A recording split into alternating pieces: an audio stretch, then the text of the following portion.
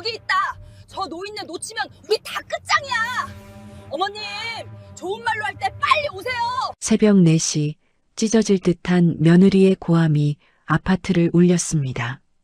저는 등 뒤에 축 늘어진 7살 손주를 포대기로 질끈 동여매고 맨발로 비상구계단을 미친 듯이 뛰어내려 가고 있었습니다. 조금만 더 가면 된다. 아가, 할미가 살려줄게.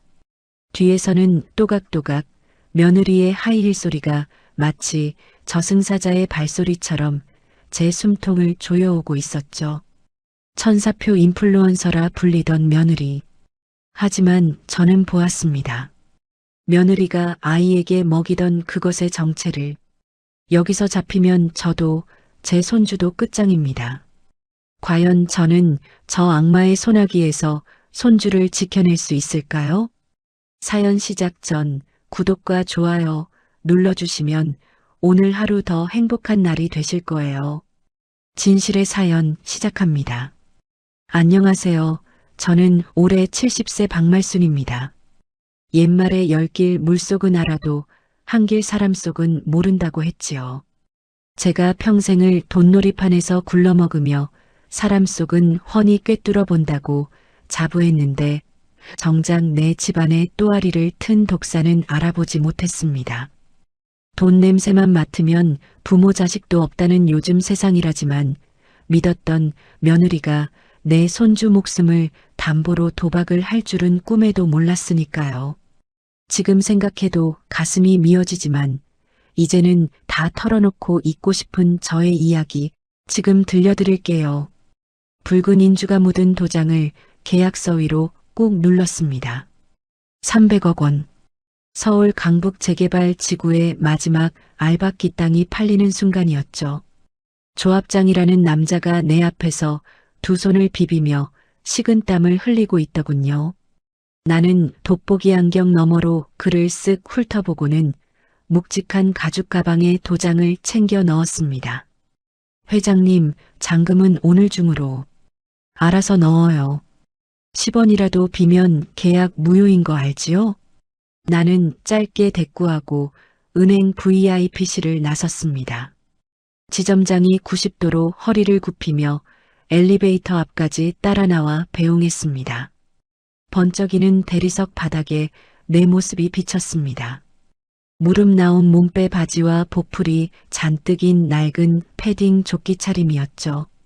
사람들은 나를 그저 운 좋은 졸부라고 쑥덕댑니다. 하지만 그들은 모릅니다. 내가 1970년대 그 야만의 시대 명동사채 시장 바닥에서 마담 박이라 불리며 어떻게 살아남았는지. 매일 아침 기업들이 들고 오는 수천만 원짜리 약속 어음을 현금으로 바꿔주는 일명 와리깡으로 밤새 계산기를 두드렸습니다. 부도난 사장 멱살을 잡고 휘발유통을 든 채 사무실 바닥에 드러눕는 건 예사였지요.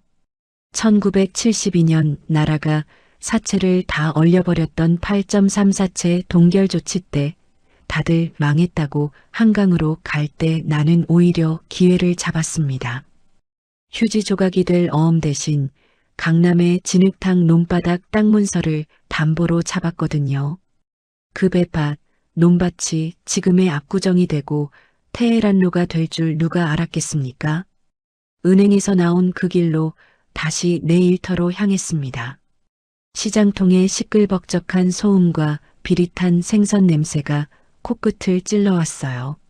나는 익숙하게 좌판 앞에 쭈그리고 앉아 콩나물을 다듬었습니다. 아유, 박씨 할머니. 오늘은 좀 쉬지 그래. 아들 내미가 용돈 안 줘? 옆자리 생선 장수 아줌마의 말에 나는 씁쓸하게 웃었습니다. 주긴 뭘 줘.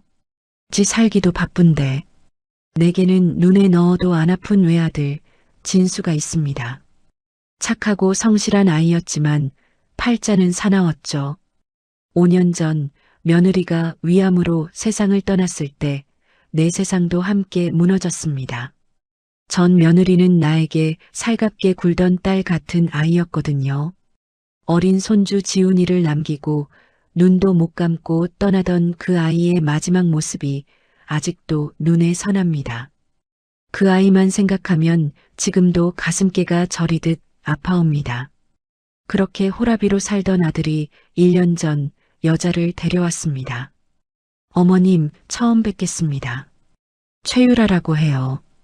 하얀 원피스를 입고 수줍게 웃던 새 며느리. 마치 천사 같았습니다.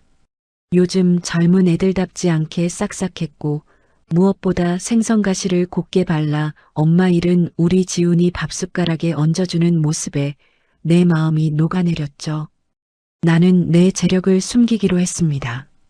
돈 보고 달려드는 게 아니라 진짜 사람을 보고 우리 아들과 손주를 사랑해주길 바랐으니까요. 그래서 나는 철저하게 가진 것 없는 늙은 시어머니 연기를 해왔습니다. 띠리링. 주머니 속 핸드폰이 요란하게 울려서 보니 며느리 유라였습니다.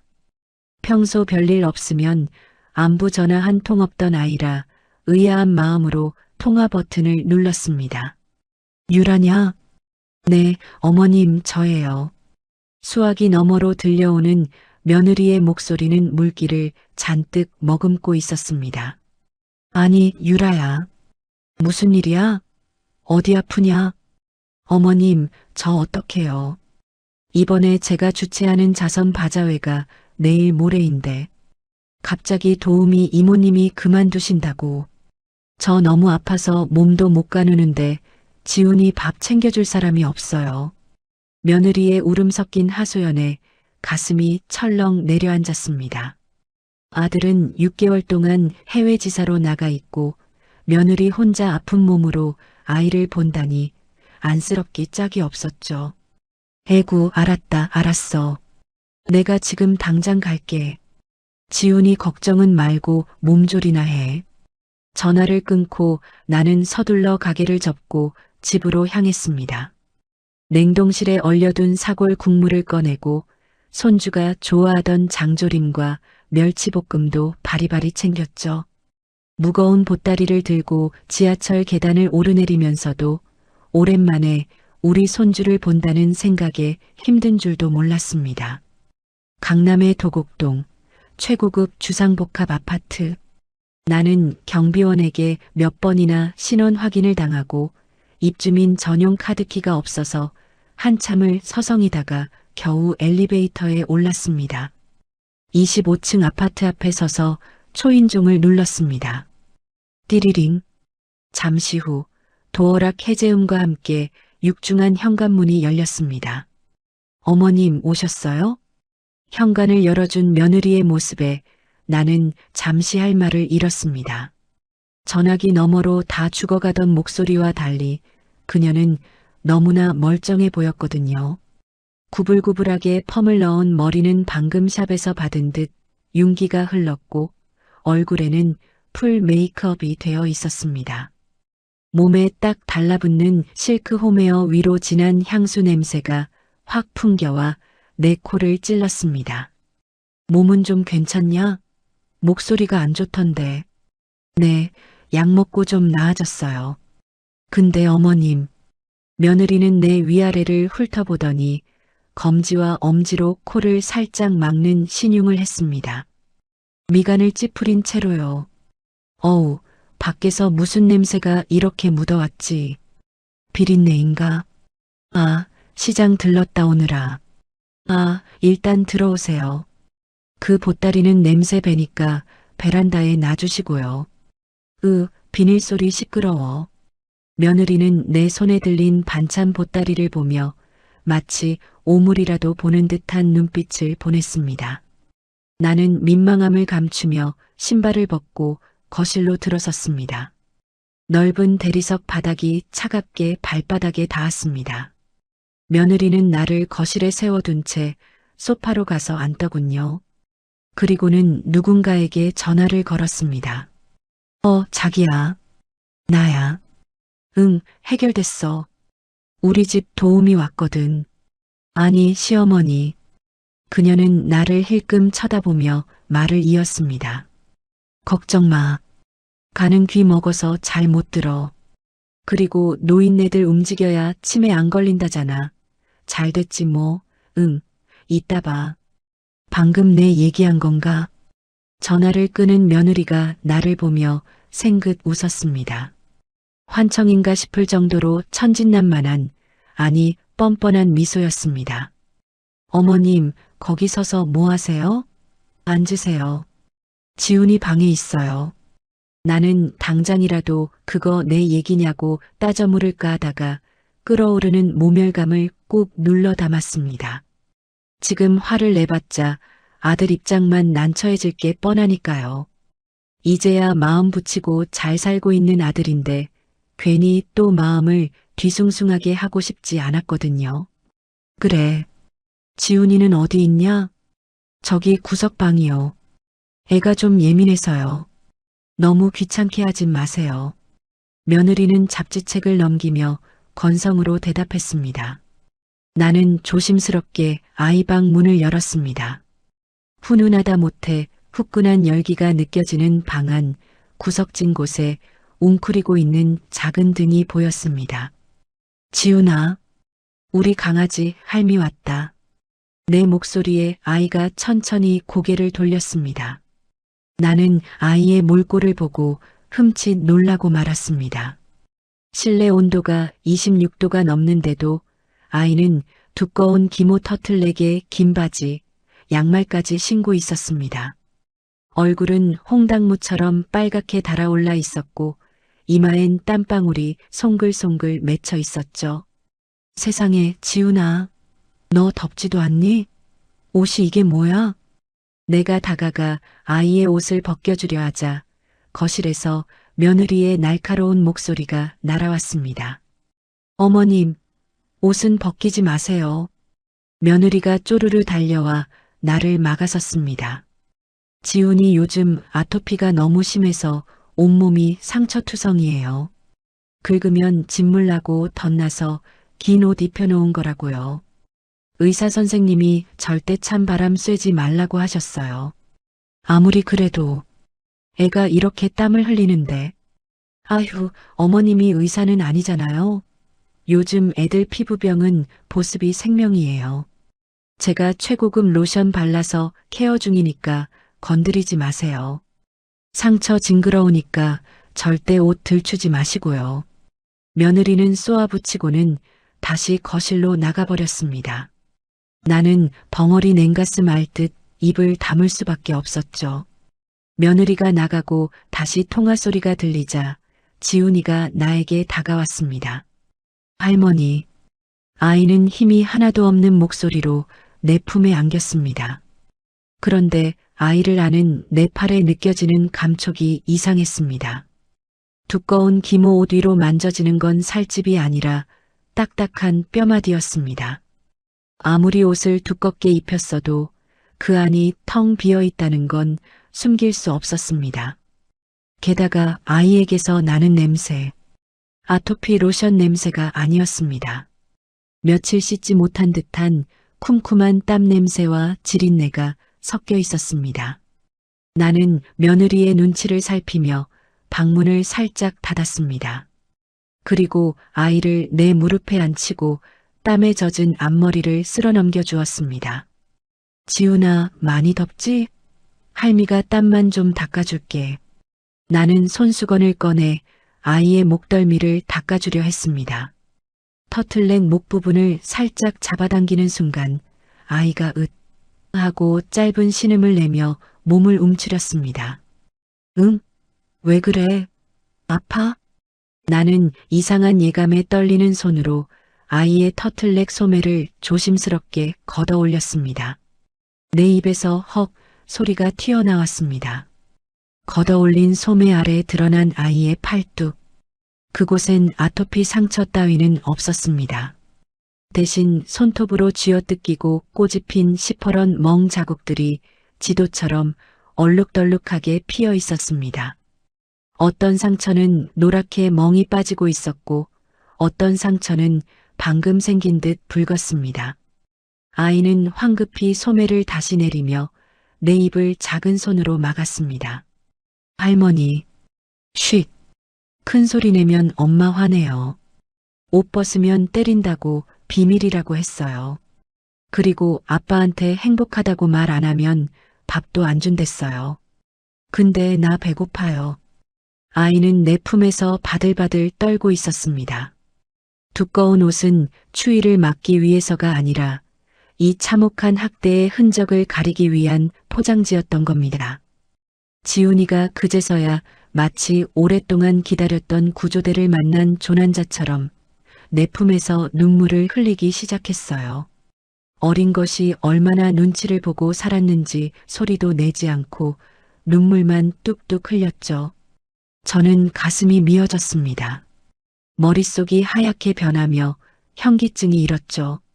내가 알던 그 천사표 며느리가 우리 지훈이는 똥도 이쁘다고 하던 여자가 이런 짓을 벌인 게 맞나?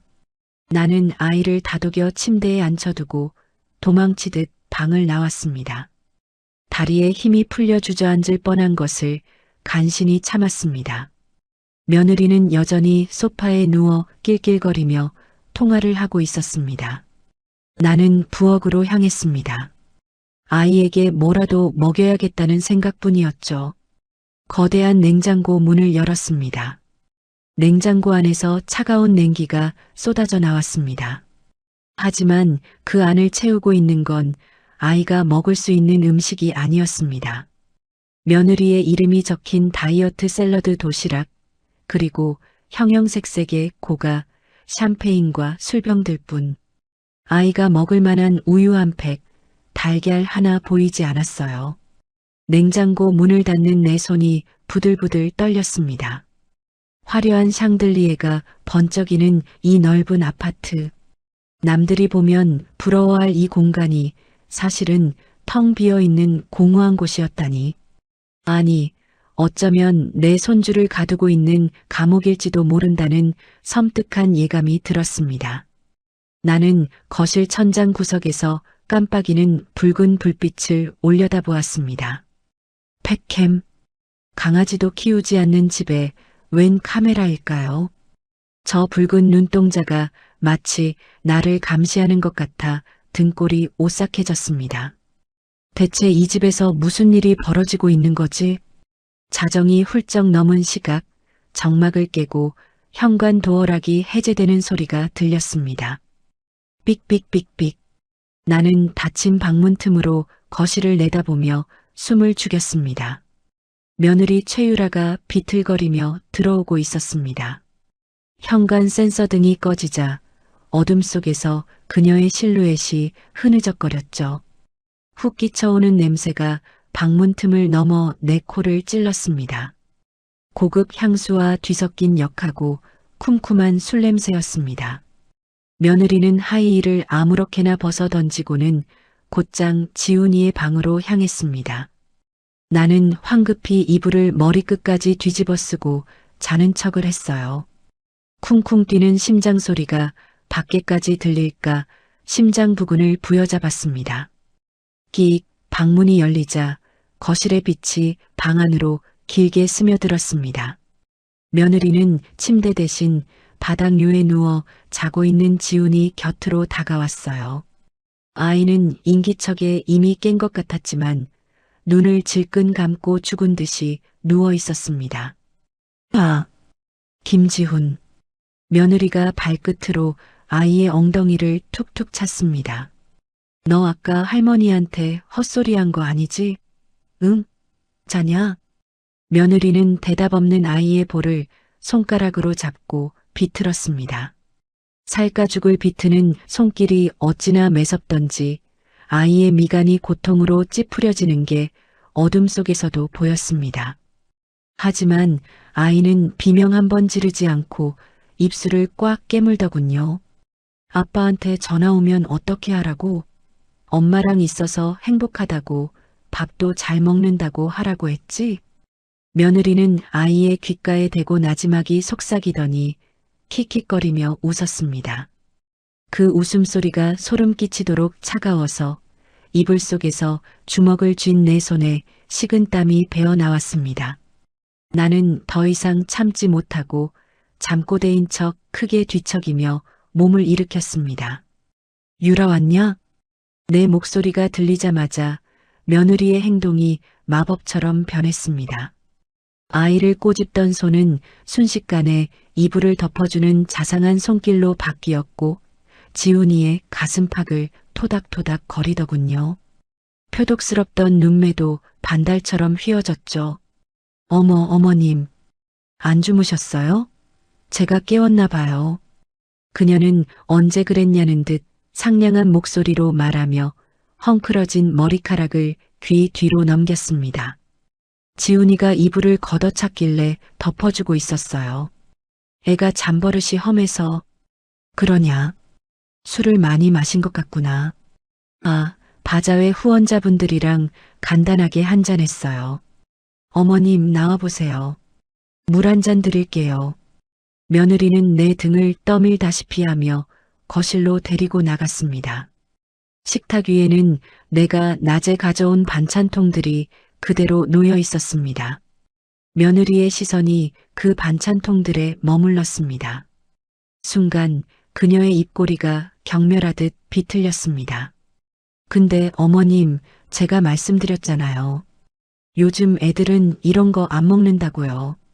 그녀는 반찬통 뚜껑을 열더니 냄새를 맡는 신용을 하며 코를 찡긋거렸습니다. 젓갈 냄새.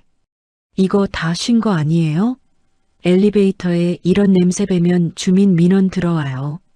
지훈이 아토피도 도져요. 정성은 감사한데 위생적으로 좀 그렇네요. 제가 처리할게요. 며느리는 망설임 없이 반찬통을 들고 싱크대로 향했습니다. 그리고는 음식물 쓰레기통에 내용물을 쏟아부었습니다. 내가 새벽부터 정성스레 조린 장조림과 멸치볶음이 시커먼 쓰레기통 속으로 처박혔습니다. 내 정성이, 내 마음이 쓰레기 취급을 당하는 순간이었습니다.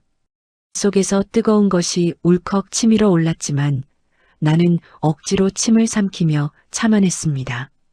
어머님, 아까우세요? 어머님, 도로 가져가시게 싸드릴 걸 그랬나? 며느리는 빈통을 싱크대에 던져 넣으며 비아냥거렸습니다. 그녀는 물 묻은 손을 털며 나를 돌아보았습니다. 그래도 우리 어머님은 말이 통하셔서 좋네요. 다른 집 시어머니들은 꼰대라서 말대꾸하고 난리도 아니라는데. 역시 어머님은 쿨하세요. 그쵸? 나를 칭찬하는 척하면서 너는 내 말에 토달지 말고 기어라라는 뜻을 분명히 하고 있었습니다. 그러더니 갑자기 생각났다는 듯 짝소리가 나게 박수를 치더니 화장대에서 먼지가 뽀얗게 앉은 화장품 샘플 뭉치를 한 주먹 들고 나왔습니다. 어머님, 아까 반찬 버린 거 너무 서운해하지 마세요. 지훈이 아토피 도지면 안 되잖아요.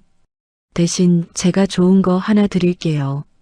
그녀는 내 거친 손바닥 위에 샘플들을 우르르 쏟아부었습니다. 이거 백화점 VIP 라운지에서만 주는 최고급 영양 크림이거든요. 이거 본품 하나에 수십만 원 하는 건데 어머님 피부가 너무 푸석해 보이셔서 제가 특별히 챙겨드리는 거예요. 나는 짐짓 고마운 척하며 샘플 하나를 집어들었습니다. 그런데 포장지 끝부분에 찍힌 깨알 같은 숫자가 눈에 들어왔습니다. 노안이라 침침했지만 돋보기를 쓰고 자세히 들여다보니 숫자는 분명했습니다. 이미 유통기한이 2년이나 지난 폐기물이었습니다. 속에서 헛웃음이 터져 나오려는 걸 꾹 참으며 내가 물었습니다. 유라야, 고맙긴 한데 이거 날짜가 좀 지난 것 같다? 23년이라고 적혀 있는데. 내 말에 며느리는 당황하기는커녕 눈 하나 깜짝 안 하고 피식 웃더군요. 어머님. 화장품은 원래 찍혀 있는 날짜보다 3년은 더 써도 되는 거예요. 그건 판매용 유통기한이지 사용기한이 아니라니까요. 그리고 어머님 피부는 두꺼우셔서 트러블 절대 안 나요. 저처럼 피부 예민한 사람이나 못 쓰지. 어머님처럼 뻣뻣한 피부는 이런 고농축 크림 바르면 그 쪼글쪼글한 주름 쫙 펴져요. 정 찜찜하시면 발 뒤꿈치에라도 바르세요. 비싼 거니까 아껴 바르시고요. 며느리는 자기 피부는 고기에서 못 바르는 쓰레기를 내 얼굴에는 발라도 된다며 선심 쓰듯 떠넘기고 있었습니다. 며느리는 쓰레기 처리를 완료해서 개운하다는 듯 콧노래를 흥얼거리며 핸드백을 뒤적였습니다. 그리고는 하얀 약통을 하나 꺼냈습니다. 며느리는 만족스러운 듯 핸드백을 뒤적거리더니 하얀 약통을 하나 꺼냈습니다. 지훈이 영양제 먹을 시간이에요. 이거 먹어야 키 크거든요. 그녀는 다시 아이 방으로 들어갔습니다. 나도 슬그머니 뒤따라가 문틈으로 지켜보았습니다. 며느리는 자는 아이를 거칠게 흔들어 깨웠습니다. 야, 일어나, 약 먹어야지. 이거 먹어야 똑똑해져서 아빠가 좋아해. 안 먹으면 아빠가 너 싫어한다? 비몽사몽간에 일어난 지훈이는 약통을 보자마자 사색이 되었습니다. 아이는 고개를 도리질쳤지만 며느리는 억지로 아이의 입을 벌리고 알약을 밀어 넣었습니다. 닥치고 꿀꺽 삼켜. 뱉으면 알지? 밖에서 다 들린다. 아이는 공포에 질린 눈으로 억지로 모골대를 움직여 약을 삼켰습니다. 며느리는 아이가 입을 벌려 혀 밑까지 확인한 뒤에야 만족스러운 미소를 지었습니다. 착하네. 이제 푹 자. 며느리가 콧노래를 흥얼거리며 화장실로 씻으러 들어가는 소리가 들렸습니다. 샤워 물소리가 들리자마자 나는 재빨리 아이 방으로 들어갔어요. 지훈이는 이불을 폭 뒤집어 쓰고 끄끄대며 울고 있었습니다. 지훈아, 괜찮냐? 내가 이불을 걷자 아이가 혀 밑에 교묘하게 숨겨두었던 하얀 알약을 퇴하고 손바닥에 뱉어냈습니다. 아이는 영리했습니다. 삼키는 척하면서 숨겨두었던 겁니다. 할머니, 이거 먹으면 어지럽고 몸이 안 움직여요. 무서워요. 아이는 내 손을 잡고 덜덜 떨었습니다. 나는 바닥에 떨어진 축축한 알약을 주워 휴지에 감쌌습니다. 그래, 잘했다. 안 먹길 잘했어. 할미가 옆에 있을 테니 걱정 말고 자. 나는 아이를 다독여 재운 뒤 떨리는 가슴을 안고 거실 화장실로 들어갔습니다. 문을 잠그고 변기 커버 위에 앉았습니다. 심장이 터질 듯이 뛰었습니다. 저는 평소 며느리 앞에서는 쓰지 않던 안주머니 깊숙이 숨겨둔 최신형 스마트폰을 꺼냈습니다. 휴지에 쌓인 알약을 폰 카메라로 찍었습니다. 손이 떨려서 초점을 맞추기가 힘들었지만 간신히 식별 코드가 보이게 찍었습니다. 나는 주소록에서 강 실장을 찾아 사진을 전송했습니다. 이게 무슨 약인지 당장 알아봐. 5분 내로 답 줘. 전송 버튼을 누르고 초조하게 손톱을 물어뜯었습니다. 1분, 2분. 시간이 엇겁처럼 느껴졌습니다. 밖에서는 며느리가 드라이기로 머리를 말리는 소리가 들렸습니다. 지잉. 짧은 진동과 함께 답장이 도착했습니다. 나는 떨리는 손으로 화면을 확인했습니다. 회장님, 서울대 병원 쪽에 확인했습니다. 이건 영양제가 아닙니다. 졸피뎀 성분의 강력한 수면 유도제입니다. 어린아이에게 장기 복용 시 환각, 기억상실, 호흡 곤란을 일으키는 마약류입니다. 졸피뎀, 눈앞이 캄캄해지며 현기증이 일었습니다. 영양제라 속이고 아이에게 마약을 먹이고 있었다니. 그것도 매일 밤마다. 아이가 왜 그렇게 말랐는지, 왜 그렇게 멍했는지 이제야 모든 퍼즐이 맞춰졌습니다. 이건 명백한 아동학대, 아니 살인 미수였습니다. 화장실을 나온 나는 거실 소파에 널브러져 잠든 며느리를 내려다보았습니다. 세상 모르고 자는 얼굴은 평온해 보이기까지 했습니다. 저 입으로 아이에게 독약을 먹이고 내 앞에서는 천사 같은 척 연기를 했다는 게 믿기지 않았습니다. 분노가 치밀어 올라 당장이라도 멱살을 잡고 흔들고 싶었지만 나는 입술을 깨물며 참았습니다. 아직 부족했습니다. 놈을 확실하게 끝장내고 사회에서 매장시킬 결정적인 동기가 필요했습니다. 나는 조용히 발소리를 죽여 서재로 향했습니다. 평소 며느리가 어머님은 절대 들어오지 마세요라고 못 박았던 금기 구역이었습니다. 서재 안은 각종 명품 쇼핑백과 보석함들이 어지럽게 널려 있었습니다. 책상 아래 육중한 검은색 금고가 눈에 들어오더군요. 굳게 닫힌 금고. 비밀번호를 알 턱이 없었지만 나는 며느리의 단순한 패턴을 짐작할 수 있었습니다.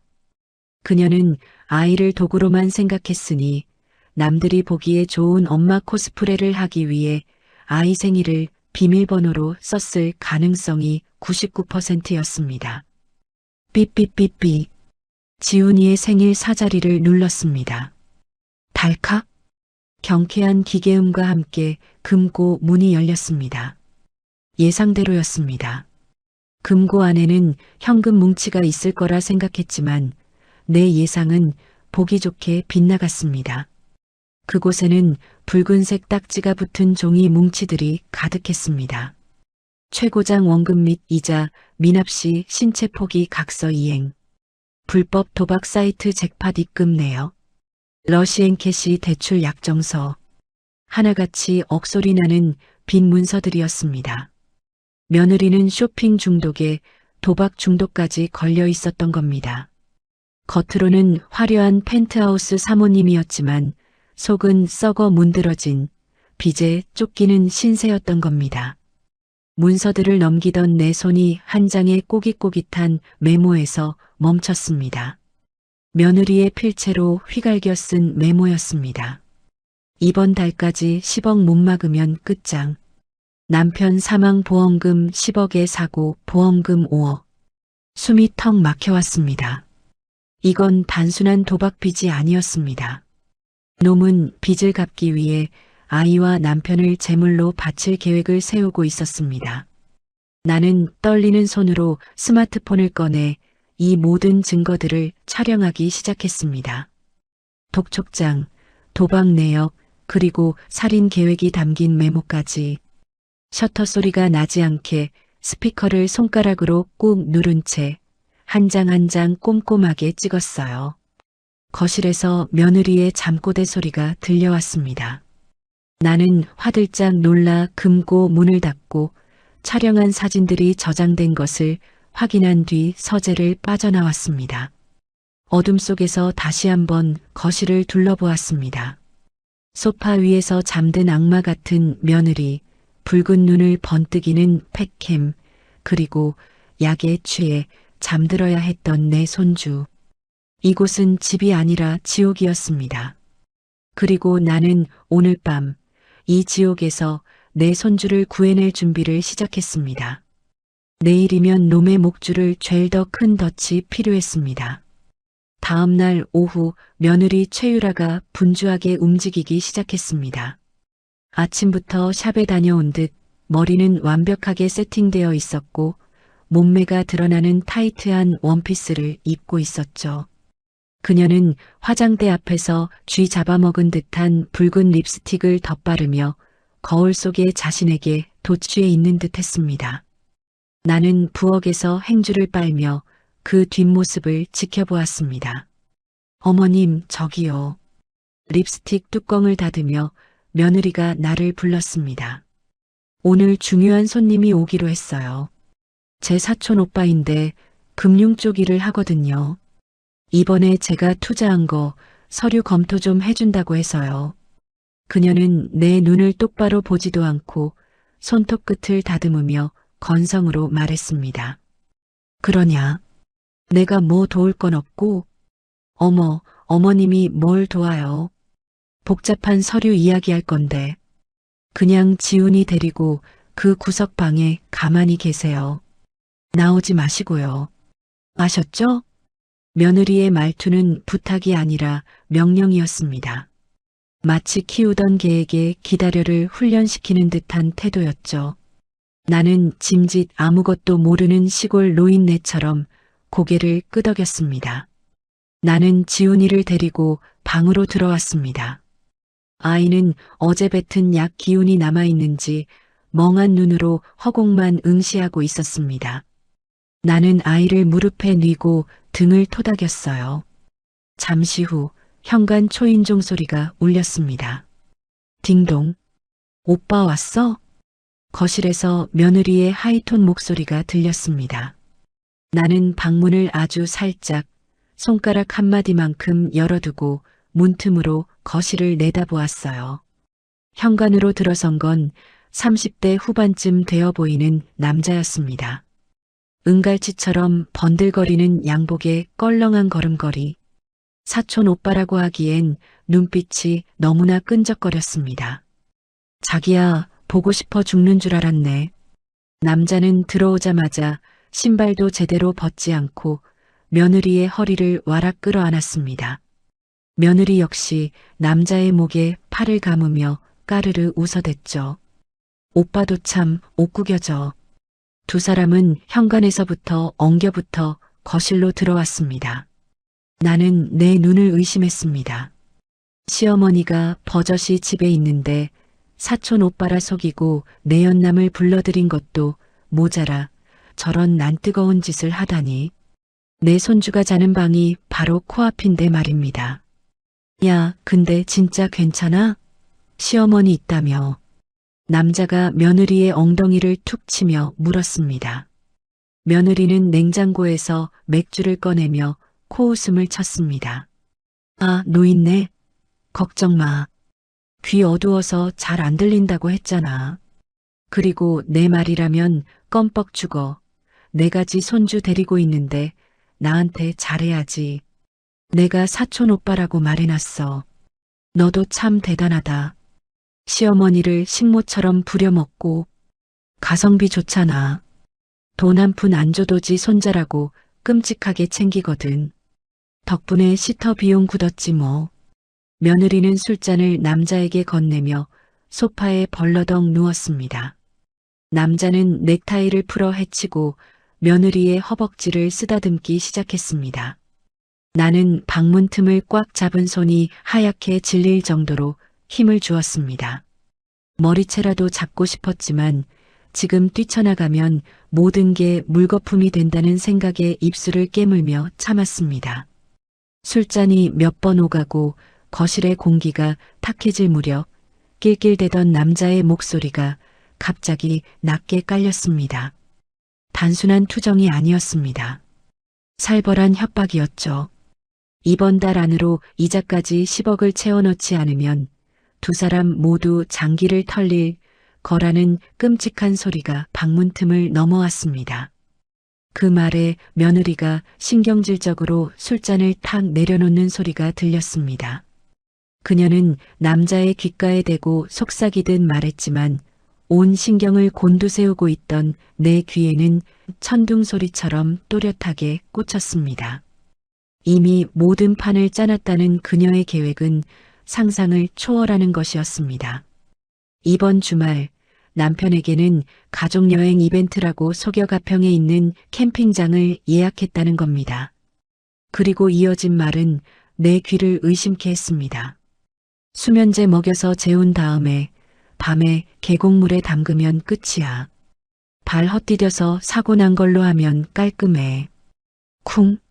심장이 바닥으로 곤두박질 쳤습니다. 숨이 턱 막혀와 헛구역질이 나올 뻔했습니다. 전현이 지금 무슨 소리를 짓거리는 건가. 내 손주를, 그 어린 핏덩이를 차가운 물에 빠뜨려 죽이겠다고? 남자가 경찰 수사를 걱정하는 듯 웅얼거리자 며느리는 방문 쪽을 턱짓으로 가리키며 비릿하게 웃었습니다. 그녀가 나를 이 집으로 부른 진짜 이유가 그제야 밝혀졌습니다. 그래서 내가 저 늙은이를 불렀잖아. 목격자가 필요하거든. 그녀의 목소리에는 일말의 죄책감도 묻어있지 않았습니다. 치매기 있는 할머니가 애를 제대로 못 봐서 사고가 났다. 할머니가 잠든 사이에 애가 나갔다. 저 노인네 멍청해서 죄책감에 시름시름 앓다가 죽어버릴걸? 어때, 시나리오 죽이지? 남자가 경찰 수사를 걱정하자 며느리는 나를 목격자로 내세우겠다며 비릿하게 웃었습니다. 그러더니 그녀는 소파 옆에 둔 명품 가방에서 무언가를 꺼냈습니다.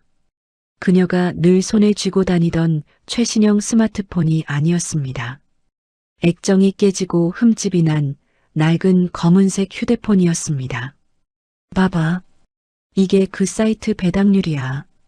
그리고 여기 갤러리에 오빠 빚 장부랑 보험 증권 다 찍어놨어. 며느리는 그 낡은 폰을 남자에게 보여주며 낄낄거렸습니다. 이 폰은 내 명이 아니니까 경찰도 절대 못 찾아. 여기에 우리 사업 계획 다 들어있으니까 일 다 끝나고 강물에 던져버리면 돼. 나는 직감했습니다.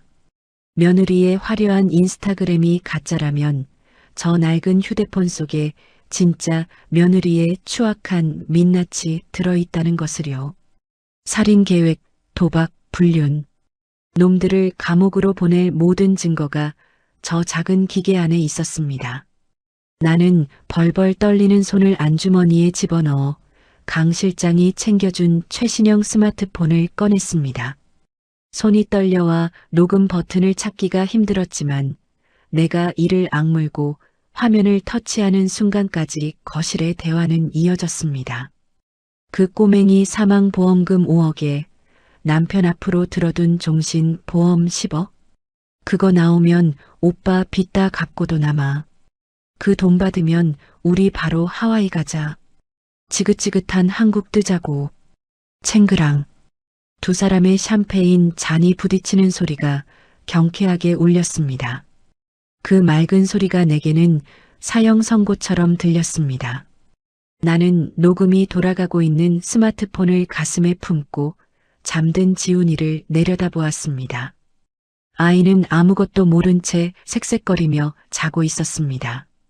며느리가 먹인 약 때문에 깊은 잠에 빠져 자신을 죽이려는 음모가 바로 문 밖에서 진행되고 있는 줄도 모르는 채로요. 나는 아이의 차가운 손을 잡았습니다. 앙상한 손가락 마디마디가 내 손바닥을 찔러왔습니다. 지훈아, 할미가 미안하다. 정말 미안하다. 눈물이 핑 돌았지만 나는 눈물을 닦지 않았습니다. 지금 흘릴 눈물은 사치였습니다. 오늘 밤이 지나면 이 아이는 차가운 계곡물 속에서 숨을 거두게 될 겁니다. 저 악마들이 축배를 드는 동안 내 손주는 물속에서 허우적대다 죽어가겠죠. 절대 그렇게 둘 수는 없었습니다. 나는 녹음이 저장된 것을 확인하고 스마트폰을 다시 안주머니 깊숙이 넣었습니다. 그리고 벽에 걸린 시계밤 9시를 가리켰습니다. 아직은 안 됩니다. 지금 나가봤자 저 건장한 남자에게 제압당할 게 뻔하니까요. 게다가 며느리는 내 말이 망상이라며 우길 테고 경찰이 오기 전까지 무슨 짓을 저지를지 몰랐습니다. 기회는 단 한 번뿐입니다. 놈들이 술에 취해 골아떨어지는 가장 깊은 밤. 모두가 잠든 새벽. 나는 이불을 끌어와 지훈이 옆에 조용히 누웠습니다. 그리고 문 밖에서 들려오는 저주스러운 웃음소리를 자장가 삼아 내 생애 가장 치밀하고 완벽한 탈출 계획을 머릿속으로 그리기 시작했습니다. 웃어라, 실컷 웃어더라. 그 웃음이 비명으로 바뀌는 데는 그리 오래 걸리지 않을 테니.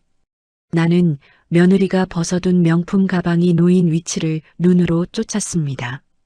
저 안에 현관 카드키와 대포폰이 있을 터였습니다. 어둠이 짙게 깔리기 시작했습니다. 드디어 벽에 걸린 무소음 시계의 시침이 새벽 3시 50분을 가리키고 있었습니다. 칠흑 같은 어둠이 내려앉은 거실. 그 정막 속에서 짐승의 거친 숨소리 같은 콧소리만이 규칙적으로 들려왔죠.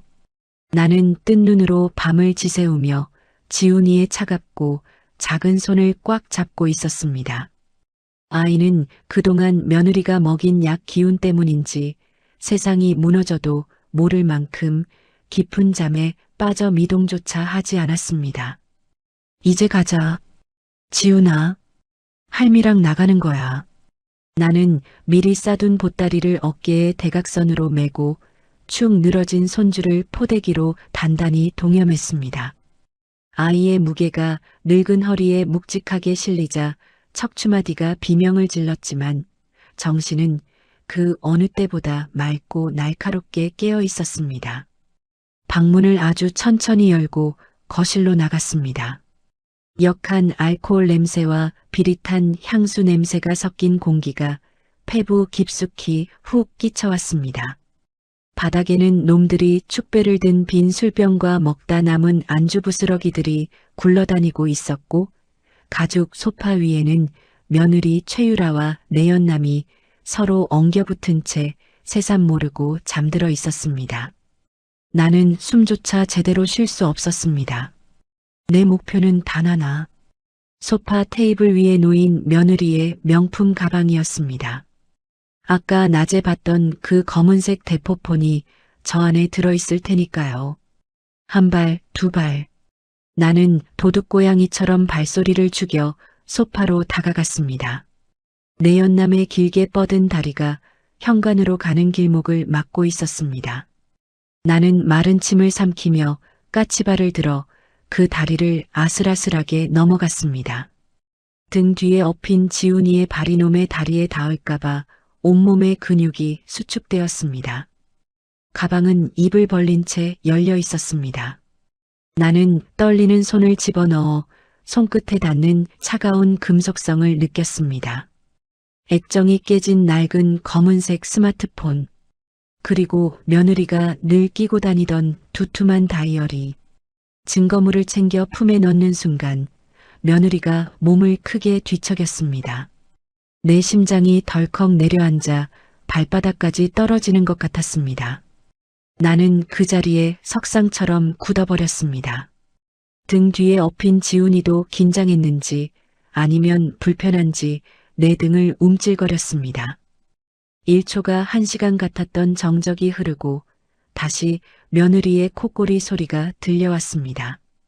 그제야 나는 참았던 숨을 가늘게 내쉬었습니다. 현관 앞에 도착한 나는 미리 알아둔 대로 도어락의 무음 모드 버튼을 길게 눌렀습니다. 붉은 불빛이 깜빡이며 소리가 차단됐음을 알렸죠. 육중한 현관문을 밀고 복도로 나오자마자 나는 엘리베이터가 아닌 비상구 계단으로 향했습니다. 엘리베이터 CCTV가 나를 보고 있을 테니까요. 20층 높이 까마득한 아래로 이어진 계단이 마치 끝없는 심연처럼 보였습니다. 나는 난간을 잡고 한 계단씩 내려가기 시작했습니다. 5층쯤 내려갔을까요? 칠순을 바라보는 늙은 무릎이 비명을 질러댔고 허벅지가 불타는 듯한 통증이 몰려왔습니다. 숨은 턱 밑까지 차올랐고 등 뒤의 아이는 점점 더 무겁게 느껴졌습니다. 땀이 비오듯 쏟아져 눈앞을 가렸습니다. 다리가 후들거려 주저앉고 싶은 충동이 일었을 때 등 뒤에서 아이의 체온이 느껴졌습니다.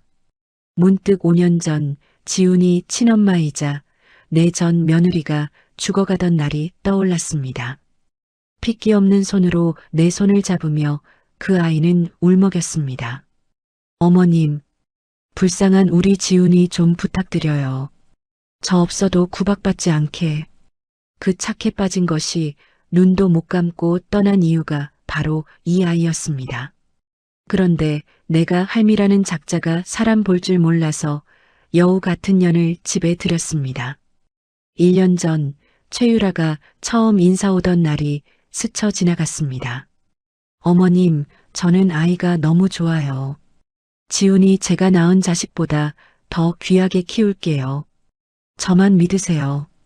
그때 그 싹싹하던 미소, 지훈이의 밥숟가락에 반찬을 올려주던 그 자상한 손길, 아이의 머리를 곱게 쓰다듬어주던 손길, 나는 그게 진짜인 줄 알았습니다.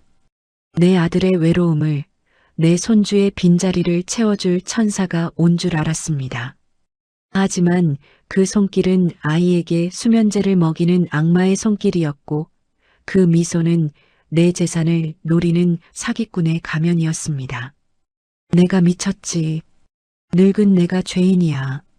죄책감이 가슴을 후벼 팠습니다. 하지만 그 죄책감은 인해오기로 바뀌었습니다. 아니야. 아직 안 끝났어. 박말순, 정신 차려. 네가 여기서 쓰러지면 지훈이는 죽어. 나는 입술을 깨물어 피가 날 정도로 정신을 다잡았습니다. 나는 더 이상 힘없는 노인네가 아니었습니다. 명동 사채 시장을 호령하던 마담 박의 도끼가 내 혈관을 타고 흐르기 시작했습니다. 15층, 10층, 5층. 마침내 1층 로비의 뒷문을 열고 밖으로 나왔을 때 새벽의 차가운 공기가 뜨겁게 달아오른 내 몸을 감쌌습니다. 어둠 속에 숨어있던 검은색 세단 한 대가 비상등을 깜빡였습니다. 강 실장의 차였죠. 회장님, 무사하십니까? 강 실장이 사색이 되어 뛰어나와 차 문을 열어주었습니다. 나는 아이를 뒷좌석에 눕히고 나서야 다리에 힘이 풀려 시트 깊숙이 몸을 파묻었습니다. 온몸이 땀으로 흠뻑 젖어 물에 빠진 생쥐꼴이었습니다. 출발해. 제일 가까운 대학병원 응급실로 가자고. 차가 미끄러지듯 그러나 맹렬한 속도로 아파트를 빠져나갔습니다. 멀어지는 아파트의 불 꺼진 창문을 노려보며 나는 품에 안은 며느리의 대포폰을 꺼냈습니다. 패턴 잠금이 걸려있지 않은 그야말로 범죄 전용 폰이었습니다. 전원을 켜자마자 지잉지잉 진동과 함께 읽지 않은 문자 메시지와 사진들이 쏟아져 나왔습니다. 나는 떨리는 손으로 하나하나 확인했습니다. 오빠, 오늘 애한테 약 좀 세게 먹였어. 내일 아침까지 시체처럼 안 일어날 거야. 이번 주말 D-데이. 계곡 수심 깊은 곳 받았지? 애 빠뜨리고 나면 바로 신고하는 척 연기해야 돼. 보험금 청구 서류 미리 준비해놔. 사망 진단서 나오는 대로 바로 접수하게. 우리 하와이 갈 날 얼마 안 남았다.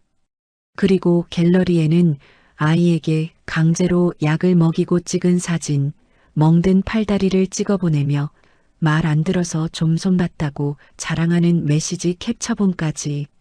인간이기를 포기한, 아니 짐승만도 못한 것들의 기록이 고스란히 담겨 있었습니다.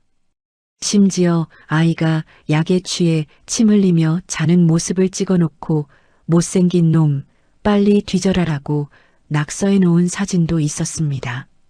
나도 모르게 이가 갈리고 신음이 터져 나왔습니다. 피가 거꾸로 솟구쳐 손끝이 차갑게 식었습니다. 나는 이 모든 증거를 파일로 압축했습니다. 그리고 해외에 있는 아들 진수에게 전송했습니다. 진수야, 지금 바로 확인해라. 내 처가 지훈이 목숨값으로 도박빚 갚으려 한다. 전송 완료 버튼을 누르자마자 3분도 채 되지 않아 아들에게서 보이스톡이 걸려왔습니다. 화면에 뜬 아들의 이름 3글자를 보자 참고 있던 눈물이 왈칵 쏟아질 뻔했습니다. 하지만 나는 목을 가다듬었습니다. 지금은 울 때가 아니었습니다. 여보세요. 어머니, 이게 다 무슨 소리예요? 유라가 지훈이를 죽이려 한다니요? 이 사진들은 또 뭐고? 뭔가 오해가 있는 거 아니에요? 수화기 너머 아들의 목소리는 공포와 충격으로 심하게 떨리고 있었습니다. 하지만 여전히 현실을 부정하려는 듯한 그 나약한 태도에 나는 억눌러왔던 분노가 폭발하고 말았습니다. 오해? 이 등신 같은 놈아. 내 쩌렁쩌렁한 고함에 아들의 숨소리가 멈췄습니다. 내 눈엔 저 멍 자국이 안 보이냐? 내 처가 보낸 말 안 들어서 좀 손봤다는 문자가 안 보여? 애비라는 놈이 일 핑계로 해외로 나돌면서 제 새끼가 뼈만 남도록 마르는 것도 몰랐어? 넌 영상 통화 한번 제대로 안 했냐? 애가 저 지경이 될 때까지 넌 뭐 했어? 내 서슬퍼런 일갈에 아들은 더 이상 변명하지 못했습니다. 거친 숨소리와 함께 억누른 오열소리만이 수화기를 넘어 들려왔습니다. 울 시간 없다. 당장 눈물 닦아. 지금 지훈이는 병원 가는 길이다. 약을 얼마나 먹였는지 애가 정신을 못 차려. 내가 보낸 녹음 파일이랑 문자 내역 꼼꼼히 봐라. 그리고 판단은 네가 해라. 네가 데려온 여자가 어떤 년인지, 내 아들이 그동안 어떤 지옥에서 살았는지 똑똑히 봐. 아들의 처절한 절규를 뒤로하고 나는 전화를 끊었습니다. 가슴이 미어지는 것 같았지만 아들도 이번 일로 뼈저리게 느껴야 했습니다. 병원이 가까워질 무렵 나는 조수석의 강 실장에게 지시를 내렸습니다. 며느리의 대포폰에 담긴 도박 사이트 내역과 사채업자 명단을 모조리 파악하라는 명령이었죠. 놀랍게도 강 실장은 이미 움직이고 있었습니다. 대부업체 3곳과 개인 사채 2건, 며느리가 끌어다 쓴 돈의 출처가 이미 그의 손바닥 안에 있었습니다. 최유라가 쓴 사채, 은행 대출, 카드값, 원금이랑 이자까지 1원도 남기지 말고 전부 내 명의로 사들여. 채권양도 계약서 오늘 안으로 내 책상 위에 올려. 법으로만 처벌하는 건 너무 시시하지. 백미러 속 강 실장의 눈이 휘둥그레졌습니다. 원금만 15억이 넘는 거액을, 그것도 망해가는 며느리의 빚을 갚아주라는 말이니 놀랄 만도 했죠. 내게 돈 따위는 휴지 조각보다 가벼웠습니다. 중요한 건 그 돈으로 살 수 있는 목줄이었습니다. 나는 입술을 꽉 깨물며 지씹듯 뱉어냈습니다. 놈의 숨통을 조이는 빚쟁이가 되어서 평생 내 발밑에서 기어다니게 만들 거야. 병원은 응급실 불빛으로 환했습니다. 의료진들이 달려나와 지훈이를 카트에 옮겨 실었습니다. 아이의 축 늘어진 팔이 카트 밖으로 툭 떨어졌습니다. 그 앙상한 손목에 선명한 손자국 멍을 보며 나는 다시 한번 다짐했습니다. 최유라, 넌 오늘부로 끝이다. 네가 자랑하던 그 돈, 그 명예, 내가 싹 다 잿더미로 만들어주마. 나는 병원 로비 의자에 주저앉아 며느리의 대포폰을 다시 켰습니다. 그리고 며느리의 인스타그램 계정에 접속했습니다. 팔로워 5만 명, 천사표 엄마라는 프로필 문구, 가증스러운 가족 사진들이 줄지어 있었습니다. 나는 비릿한 웃음을 흘렸습니다. 이제 곧 이 화려한 쇼윈도가 박살날 시간이었습니다. 응급실 침대에 누워 링거를 맞고 있는 지훈이의 창백한 얼굴을 지켜보며 뜬 눈으로 밤을 지새웠습니다. 규칙적으로 오르내리는 아이의 작은 가슴을 확인하고 나서야 겨우 안도의 한숨이 나오더군요. 그때 주머니 속에 있던 스마트폰이 짧게 진동했습니다. 화면에는 유라맘님이 인스타그램 라이브 방송을 시작했다는 알림이 떠 있었습니다. 나는 떨리는 손으로 화면을 터치했습니다. 곧바로 며느리 최유라의 얼굴이 클로즈업되어 나타났습니다. 퉁퉁 부은 눈, 화장기 없는 푸석한 얼굴, 일부러 헝클어뜨린 머리카락까지 영락없는 아이 잃어버린 비운의 엄마를 연기하고 있었습니다. 하지만 나는 알 수 있었습니다. 저 창백함은 아이 걱정 때문이 아니라 어젯밤 들이부은 술 때문이라는 것을요. 며느리는 카메라 렌즈를 뚫어지게 응시하며 닭똥 같은 눈물을 뚝뚝 흘리고 있었습니다. 치매기가 있는 시어머니가 아이를 납치해 사라졌다는 거짓말을 늘어놓더군요. 억울함에 목이 메는 듯 가슴을 치는 제스처까지 정말이지 여우주연상 감이었습니다. 가증스러운 것. 화면 하단 채팅창은 순식간에 나를 비난하는 댓글들로 도배가 되었습니다. 노망난 노인네가 아이를 납치했다며 분노하는 사람들의 반응을 며느리는 곁눈질로 확인하며 비릿한 미소를 감추고 있었습니다. 그녀는 강남 일대에서 낡은 옷을 입은 할머니를 보면 제보해달라며 아이가 잘못되면 따라 죽겠다는 극단적인 말까지 서슴지 않았습니다. 가증스러움에 치가 떨려 손에 쥔 스마트폰이 부서질 듯 우직근 소리를 냈습니다. 자기 아들을 죽이려던 년이 이제는 나를 납치범으로 몰아 사회적으로 매장시키려 하고 있었으니까요. 나는 자리에서 벌떡 일어났습니다. 더 이상 숨을 필요도 참을 필요도 없었습니다. 강 실장, 차 대기시켜. 경찰서로 간다. 나는 링거를 맡고 있는 지훈이의 이마에 짧게 입을 맞췄습니다. 할미가 저 나쁜 마녀를 혼내주고 올 테니 푹 자고 있으라는 무언의 약속을 남긴 채 나는 병원 문을 나섰습니다. 내 발걸음은 그 어느 때보다 무겁고 또 단호했습니다. 며느리 최유라가 라이브 방송에서 지금 당장 강남경찰서 가서 신고하겠다고 동네방네 떠들더니만 강남경찰서 로비는 이미 어수선한 분위기였습니다. 카메라를 든 유튜버들과 기자 몇 명까지 있었죠. 팔로워 5만의 인플루언서가 아이를 납치당했다며 오열하며 등장한다는데 조회수 냄새를 맡은 하이에나 같은 사이버 레카들이 가만히 있을 리 없었습니다. 내가 경찰서 회전문을 밀고 들어서자 사람들의 시선이 잠시 쏠렸습니다. 하지만 그들은 이내 흥미를 잃고 고개를 돌렸습니다. 그들이 기다리는 건 꾀죄죄한 납치범 할머니였지 강 실장의 호의를 받으며 최고급 정장을 입고 들어오는 노부인이 아니었으니까요. 나는 그들의 무관심을 비웃으며 유유히 로비를 가로질러 형사과 사무실 문을 열자 익숙한 고성이 고막을 때렸습니다. 최유라였습니다.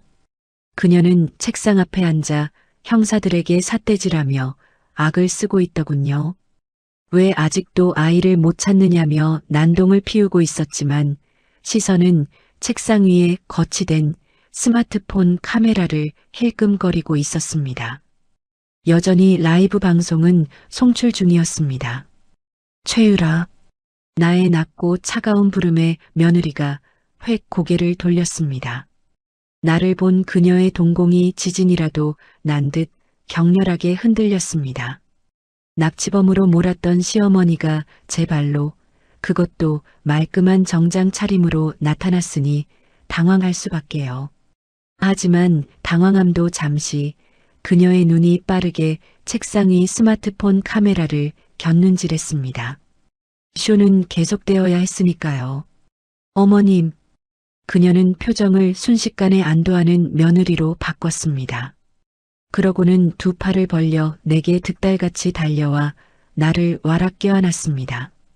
세상에, 무사하셨군요. 저는 어머님이 길이라도 잃으신 줄 알고 얼마나 걱정했는데요. 그녀는 내 어깨에 얼굴을 파묻고 엉엉 우는 신용을 했습니다. 카메라는 이 감동적인 재회를 실시간으로 송출하고 있었겠죠. 하지만 내 몸에 닿은 그녀의 몸은 딱딱하게 굳어 있었고 내 귓가에 들려오는 목소리는 소름 끼치도록 차가웠습니다.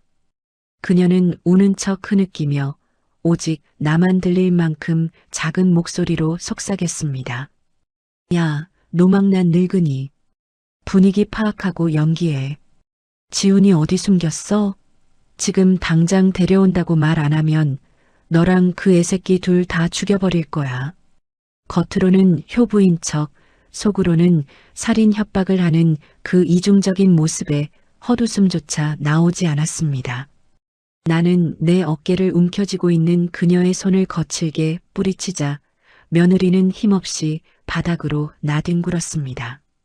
물론 이것도 계산된 할리우드 액션이었습니다. 야, 어머님, 왜 이러세요? 저는 반가워서. 그녀는 바닥에 주저앉아 떨리는 손으로 입을 가리며 카메라를 향해 억울한 눈빛을 보냈습니다. 여러분, 보셨죠? 제가 걱정돼서 안아드린 건데 치매가 심해지셔서 저를 못 알아보시고 공격하시네요. 기가 막혀서 말이 안 나왔습니다. 그녀는 끝까지 이 상황을 이용해 먹으려 하고 있었습니다. 형사들이 난처한 표정으로 다가왔습니다. 할머니, 며느리가 걱정 많이 했습니다. 일단 진정하시고요. 데려가신 아이는 어디 있습니까? 나는 바닥에서 연기하고 있는 며느리를 싸늘하게 내려다보며 형사에게 또박또박 대답했습니다. 아이는 병원에 있습니다. 저 걱정 많은 어미라는 년이 먹인 약물 때문에 혼수 상태라서요. 내 말 한마디에 소란스럽던 경찰서 안의 공기가 순식간에 얼어붙었습니다. 바닥에 주저앉아 피해자 코스프레를 하던 며느리의 눈이 휘둥그레지더군요. 그녀는 곧바로 벌떡 일어나 증거 있냐며 자기가 아이를 학대했다는 증거를 내놓으라고 길길이 날뛰었습니다. 본색이 드러나고 있었습니다. 흥분한 나머지 카메라 앵글이 살짝 돌아가 그녀의 표독스러운 얼굴이 정면으로 찍히는 줄도 모르고 말이죠. 나는 뒤에 서 있던 김 변호사에게 손짓했습니다.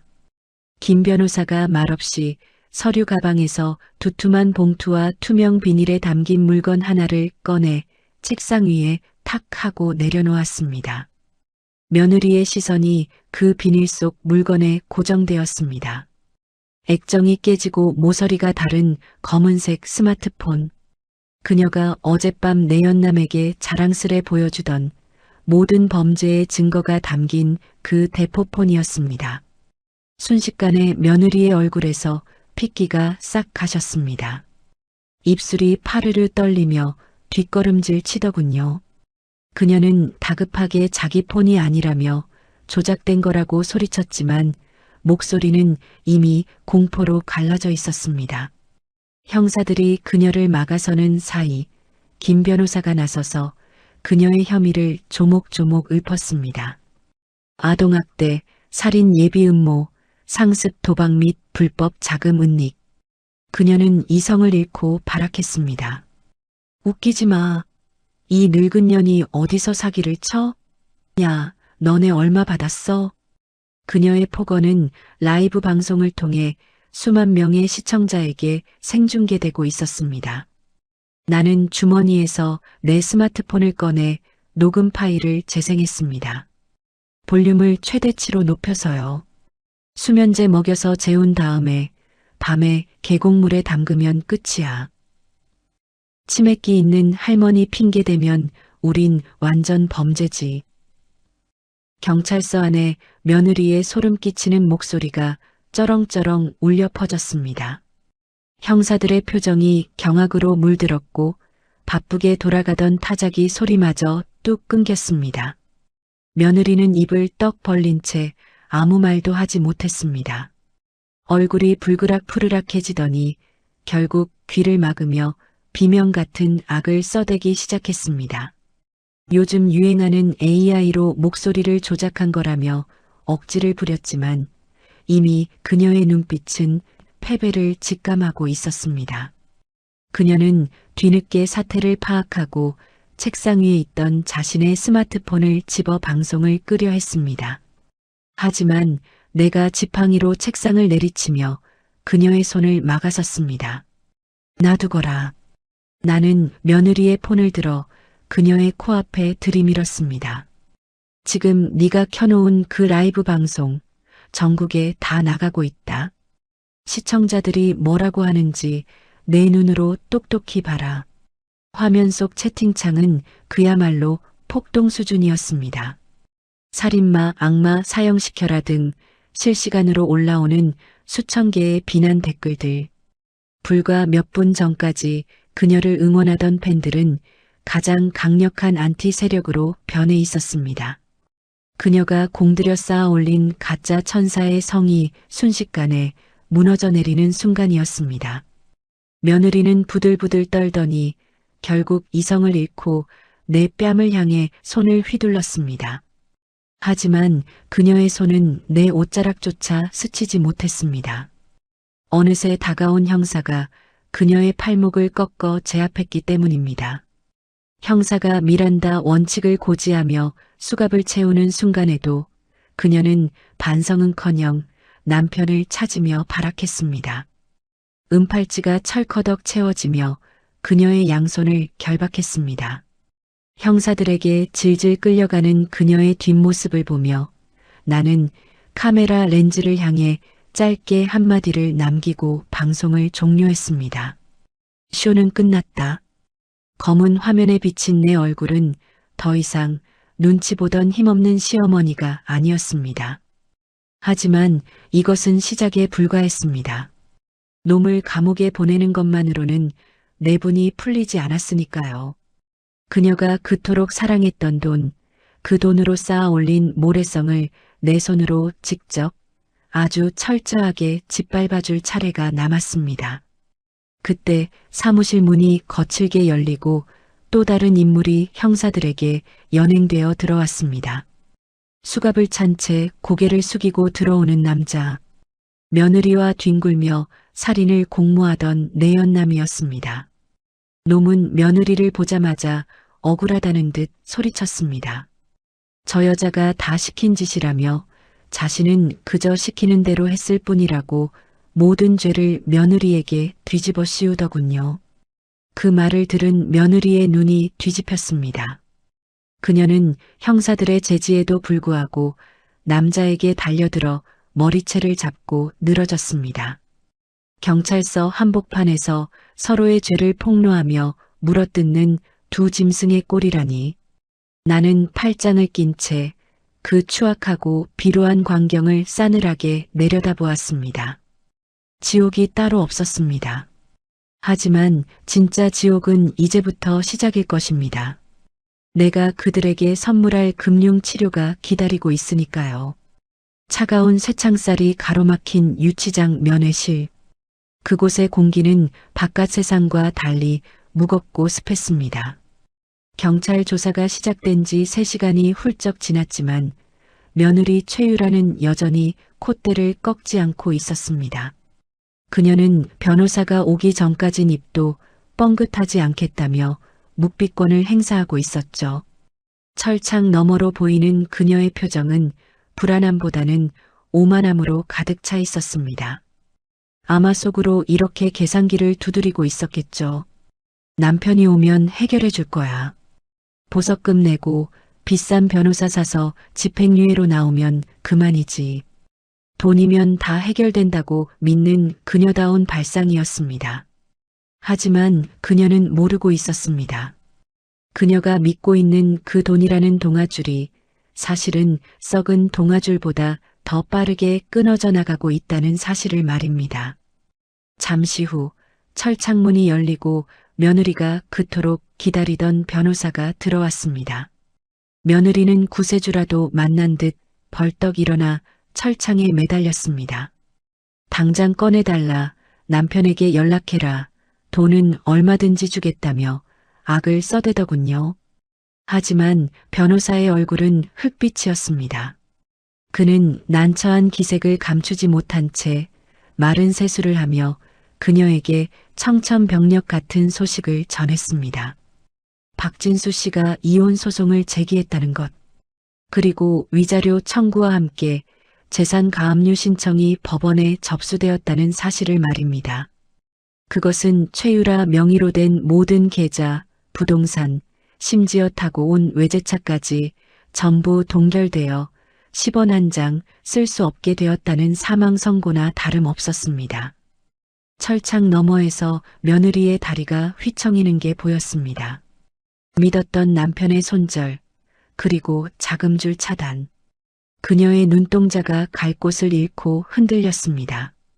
현실을 부정하며 중얼거리는 그녀의 입술이 파르르 떨리고 있었습니다. 거짓말. 그럴 리가 없어. 진수 씨가 나를 얼마나 사랑하는데. 그 가증스러운 사랑 타령을 듣고 있자니 속에서 뜨거운 것이 울컥 치밀어 올랐습니다. 나는 강 실장의 에스코트를 받으며 천천히 면회실 안으로 걸어 들어갔습니다. 또각또각 구두굽 소리가 며느리의 귓가에 사형 선고처럼 울렸을 겁니다. 사랑? 돈 보고 접근한 주제에 사랑 타령은 엮였구나. 나의 싸늘한 일갈에 며느리가 고개를 획 돌렸습니다. 나를 본 그녀의 눈에 핏발이 섰습니다. 이 늙은이가 미쳤나? 내가 나가면 가만 안 둘 거야. 그녀는 이성을 잃고 철창 사이로 손을 뻗어 내 옷자락을 잡으려 허우적거렸습니다. 짐승의 발악이었습니다. 하지만 나는 눈 하나 깜짝하지 않았습니다. 대신 품에 안고 있던 두툼한 서류 뭉치를 철창 안으로 던져 넣었습니다. 하얀 종이들이 흩날리며 며느리의 발치에 눈처럼 쌓였습니다. 며느리는 바닥에 떨어진 서류 하나를 주워들었습니다. 그녀의 시선이 문서 상단에 박힌 굵은 글씨에 고정되었습니다. 채권 양도 양수 계약서. 종이를 쥐고 있는 그녀의 손이 덜덜 떨리기 시작했습니다. 나는 그녀의 흔들리는 동공을 응시하며 차분하지만 뼈 있는 목소리로 설명해 주었습니다. 읽을 줄은 알겠지? 네가 쓴 사채, 카드빚, 도박빚, 심지어 내 내연남이 보증선 빚까지 내가 전부 사들였다. 그녀는 믿을 수 없다는 듯 서류를 넘겨보았습니다. 채권자란에는 그녀를 괴롭히던 악명 높은 대부업체들의 이름 대신 내 이름 석 자닥 말 순이 붉은 인주와 함께 선명하게 찍혀 있었으니까요.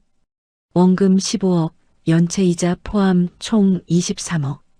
그것이 그녀가 내게 갚아야 할 목숨값이었습니다. 이제 내 주인은 바로 나다.